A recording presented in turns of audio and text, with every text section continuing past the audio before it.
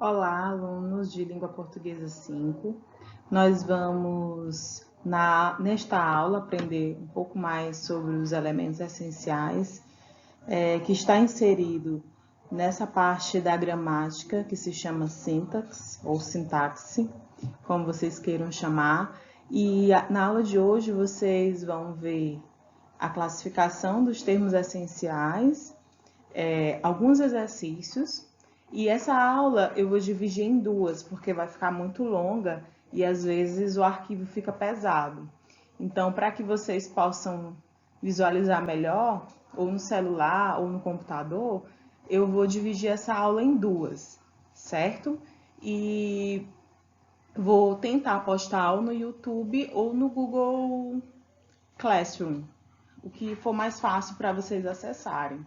Depois eu quero o feedback de vocês para ver se dessa forma vocês estão conseguindo entender, se está ficando claro, ou se vocês acham melhor a gente marcar só os encontros no Meet. Então eu queria que vocês me dessem esse feedback. Antes da gente começar a aula, eu gostaria só de apontar alguns direcionamentos, né? Estudar em casa não é fácil, nós sabemos disso. Existem vários fatores, né?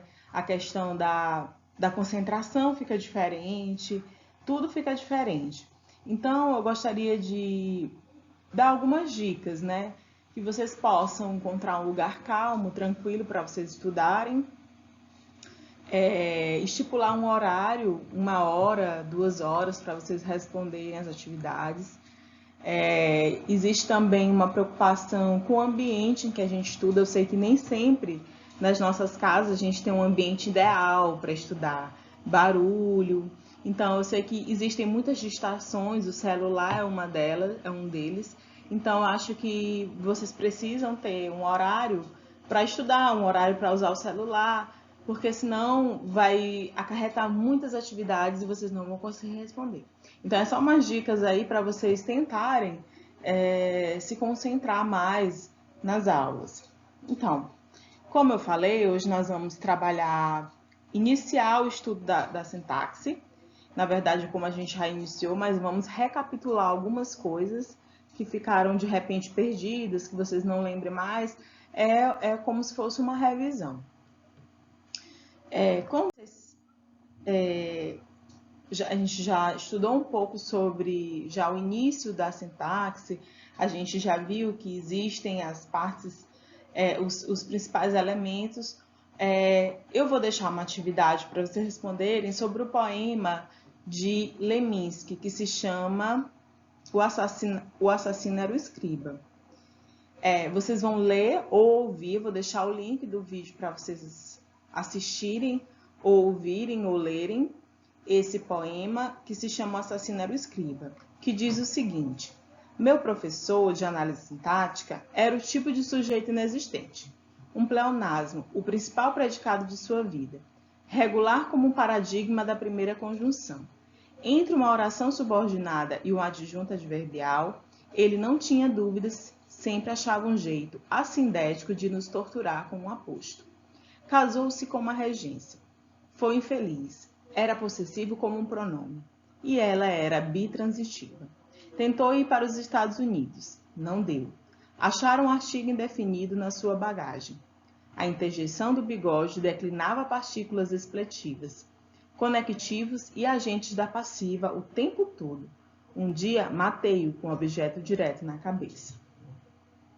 Como nós percebemos, a poesia de Leminski fala de palavras que nós encontramos em que contexto? Na atividade que eu vou propor, vocês vão ter que responder da seguinte forma: quais são as questões? Primeiro, eu vou querer que vocês destaquem do texto o vocabulário próprio da análise sintática. Quais são as palavras que vocês consideram que a gente pode perceber no texto que tem uma relação direta com a análise sintática? Alguns exemplos que aparecem no texto não são mais utilizados na nossa língua, né? A gente não usa mais. Por exemplo, sujeito inexistente. Por que nós não utilizamos mais a nomenclatura na gramática de sujeito inexistente? Qual seria a explicação? Gostaria que vocês respondessem para que a gente pudesse continuar. Como se classifica o sujeito? Como se classifica o predicado? Compare os elementos do período simples com os elementos do período composto. Questione: qual é a intenção do eu lírico de matar o professor de análise sintática? Ou melhor, os professores de língua portuguesa. Qual seria a intenção do eu lírico? Vocês sabem quem é o eu lírico, né? A voz que fala do poema. Nem sempre é o autor. É o eu lírico, quer dizer, aquele personagem ou aquela pessoa que está escrevendo o poema. Então, na primeira questão, nós temos quais seriam os termos próprios, as palavras, o vocabulário próprio da análise sintática. Nós temos o sujeito inexistente, o pleonasmo, predicado, oração subordinada e o adjunto adverbial. São palavras, e claro que tem o aposto, tem várias outras expressões que nós usamos para fazer a análise sintática, principalmente dos termos essenciais e acessórios. Mas o que é sintaxe ou sintaxe? A sintaxe é uma parte essencial da gramática que faz o estudo das palavras dentro das frases e também das orações, e como essas palavras se relacionam entre si. Além disso, faz o estudo dessa oração dentro do período, permitindo que a frase tenha sentido e que as palavras estejam na ordem certa dentro da oração. Essas definições, elas são essenciais, porque para a gente entender que as frases, as orações, eles façam sentido, né? Que elas tenham coerência, que elas tenham coesão e sejam de fácil compreensão por parte do leitor. Na hora que a gente vai ler um texto, a gente precisa que essas orações, esses períodos, eles sejam amarrados, né? Sejam escritos de uma forma que a gente possa entender.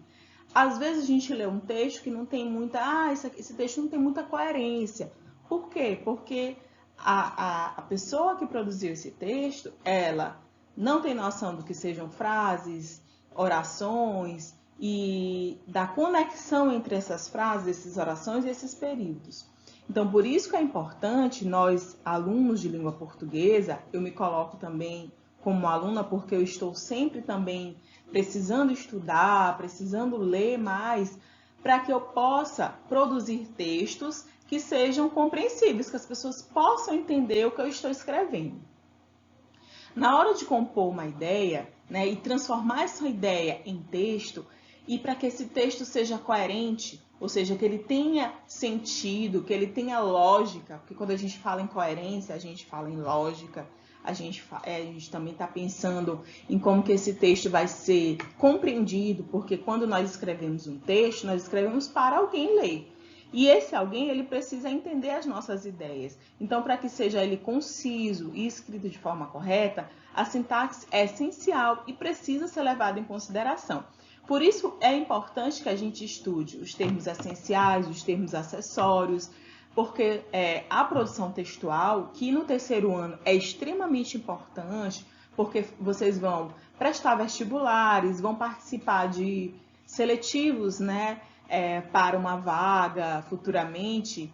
Para a vida de vocês mesmos, vocês precisam entender como é que se produz um texto e, para isso, é importante que vocês entendam essa questão da sintaxe.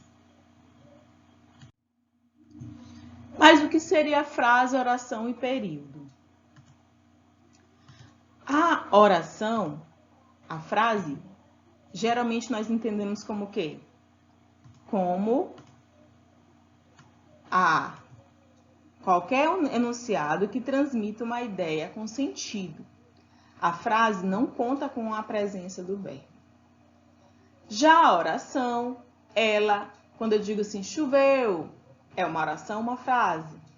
Quando eu digo, é triste, É uma oração, uma frase. A frase, ela basicamente não conta com verbo.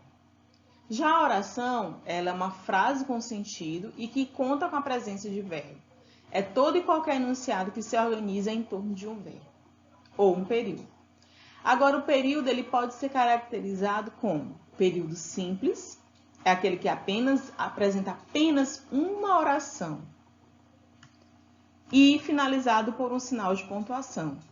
João, né, a gente tem como os exemplos aqui, João é um rapaz muito alegre. João é um rapaz muito alegre. Aqui a gente tem uma oração.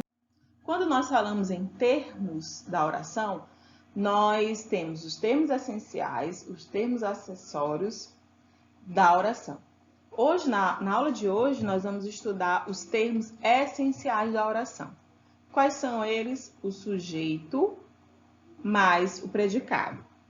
Então, nós temos eu estudei, como exemplo, eu estudei para o concurso. Nós temos eu estudei. Então, nós temos eu, que é o sujeito, estudei para o concurso. Todo esse resto é o quê? É o predicado. Então, o sujeito é de quem se fala e estudei para o predicado o que está falando a respeito da pessoa, né? Então, no caso, o que está se falando a respeito do eu? Que eu estudei para o concurso. Então, o sujeito ele pode ser classificado em dois tipos, sujeito simples e sujeito composto. Exemplo, muitos brasileiros passam fome. A fauna e a flora do Rio Grande do Norte são excepcionais. No primeiro exemplo, nós temos um exemplo de sujeito simples. Por que sujeito simples? Porque é um sujeito que possui apenas o quê? Um núcleo. É aquele que possui apenas um núcleo, ou seja, quando o verbo se refere a uma só palavra. No caso, o verbo passar está se referindo a apenas uma palavra, que é o quê? Apesar de estar no plural, é apenas uma. Muitos brasileiros. Agora, quando nós temos o sujeito composto, é aquele que possui mais de um núcleo, né? Exemplo, a fauna e a flora do Rio Grande do Norte são excepcionais. Nós temos dois núcleos aqui, fauna e flora. Então, essa é a diferença entre o sujeito simples e o sujeito composto, certo? Dentro dessas classificações, nós também temos o sujeito elíptico, oculto, desinencial ou implícito. Aí nós temos, como exemplo, aceitei o convite, aceitou o convite. Mas quem seria o sujeito? Aceitei, nós temos a desinência verbal, ei, que tem a ver com o quê? Com a flexão do verbo no pretérito, na primeira pessoa do singular. Ele aceitou, nós também temos o que? A desinência ou, que tem a ver com o quê? Com o pretérito na terceira pessoa do singular. Então, o sujeito elíptico é aquele, ou oculto, ele pode ser também chamado de desinencial ou implícito, é aquele que nós conseguimos identificar através do quê? Da flexão verbal e da presença da desinência de número e pessoa do verbo, ou por sua presença em alguma oração. Como eu falei para vocês, ei tem a ver com a flexão do verbo no pretérito perfeito do indicativo, certo? Aceitou da mesma forma. Então, todas as vezes que a gente ouvir falar em sujeito elíptico, oculto ou desinencial, nós vamos conseguir identificar ele através da flexão do verbo, da desinência verbal. Nós também temos outro exemplo de sujeito.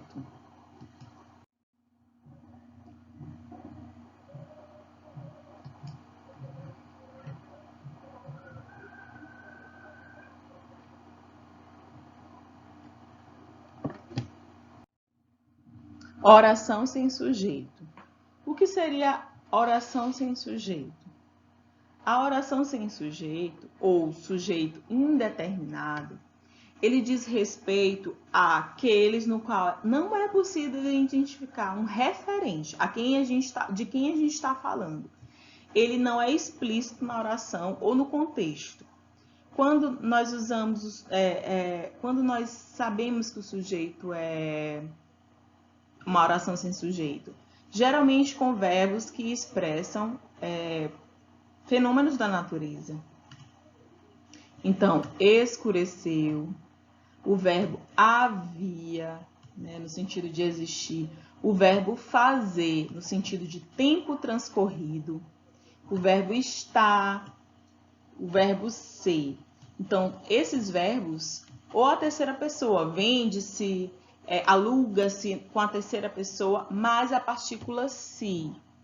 Nós dizemos que essa oração é o quê? Sem sujeito. Por quê? Porque o sujeito ele não está, no caso, não está em nenhum contexto, né? Não está explícito, a gente não consegue identificar. Por quê? Porque esses geralmente são o quê? Fenômenos da natureza. O verbo haver,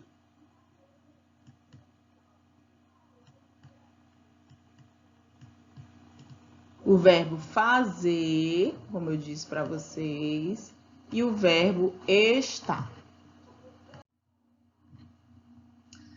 E nós temos o predicado. O predicado é justamente o quê? Aquilo que se fala a respeito do sujeito. Quando eu digo ela, nós temos o sujeito ela, o que a gente está dizendo sobre ela? Que ela é bonita. Então, nós temos um predicado nominal. O que é o predicado nominal? É aquele em que nós utilizamos um verbo de ligação, o verbo ser ou o verbo estar. E nós chamamos toda essa informação a respeito dela de quê? Cheia, bonita, de predicativo. Mas a gente vai ver isso mais na frente. Então, nós temos é bonita, a partir de é bonita, um predicado que? Nominal. Porque nós temos um verbo de ligação. Então, o predicado ele é formado por um ou mais verbos, aquilo que se declara sobre o sujeito ou a ação do sujeito. Então, a gente tem um predicado verbal ou nominal. O nominal, ele diz respeito ao quê? Ao estado ou à qualidade, sendo constituído por um verbo de ligação. Nós temos o predicado verbal, que é aquele que indica uma ação sendo constituída por um núcleo, que é um verbo nocional. O que é um verbo nocional? Diferente dos verbos de ligação, eles indicam uma ação. Então, por exemplo, no exemplo aqui que vocês estão vendo, Lampião morreu. Quando eu digo Lampião morreu, a gente tem o verbo morrer, que é um verbo nocional. João comprou um carro. Comprou, uma ação do sujeito. A partir de comprou, a gente tem um predicado verbal. O trabalho pertence aos alunos. Pertence. Maria ofereceu flores ao pai. Ofereceu. Então, nós temos um predicado verbal. Exemplos. Aí eu trouxe aqui uma tirinha para a gente ler essa tirinha e refletir sobre o que ela diz, né? A gente tem a Mafalda, que é um exemplo que a gente usa muito em tirinhas, e o Enem também utiliza muitas tirinhas. Então, é interessante que a gente tenha essa noção da leitura das tiras, que é importante. Então, na primeira quadrinha, a gente tem a tirinha com a Mafalda olhando para o globo. Na segunda, ela assopra, né? A gente tem aqui a onomatopeia fu. Na terceira, a gente percebe que ela assopra a mosca vai embora. E ela diz, ela tinha que deixar sua opinião sobre o mundo. O que será que Mafalda está querendo dizer sobre a opinião? Quem é ela nesse contexto? Então, vai ficar aí a reflexão. Vocês podem responder para mim lá no mural. Eu vou deixar a questão para vocês responderem. Ok?